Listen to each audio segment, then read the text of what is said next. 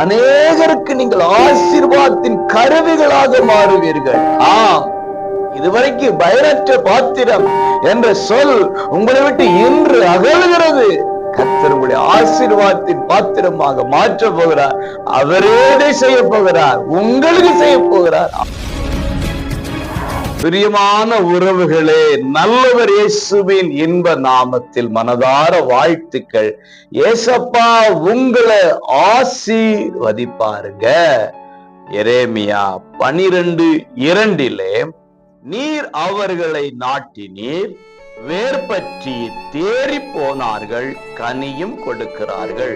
பிரியமானவர்களே, இன்றைக்கு கர்த்தருடைய வார்த்தை உங்களுக்கு நேராய் கடந்து வருகிறது. என்னவென்றால், நீங்கள் தேவனால் நாட்டப்படுவீர்கள்,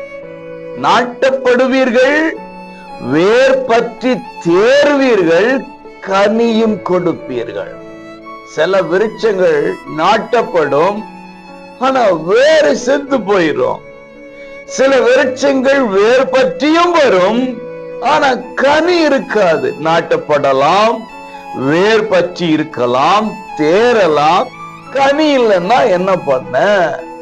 கனியினால் அறிவீர்கள் என்று சொல்லப்பட்டிருக்கிறது. கனி தாங்க பிரயாசத்தின் ஆசீர்வாதம். நீங்கள் வேர் பற்றி தேறினவர்களாக மாறுவீர்கள். நாளுக்கு நாள் அறிவுள்ளவர்களாக, விவேகம் உள்ளவர்களாக மாறுகிறது மட்டுமல்ல, கனி கொடுப்பீர்கள்.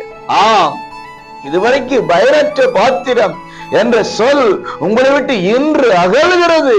கர்த்தர் உங்களுடைய ஆசீர்வாதத்தின் பாத்திரமாக மாற்ற போகிறார். அவரே செய்ய போகிறார், உங்களுக்கு செய்ய போகிறார். ஆமென் சொல்லுங்க. God bless you.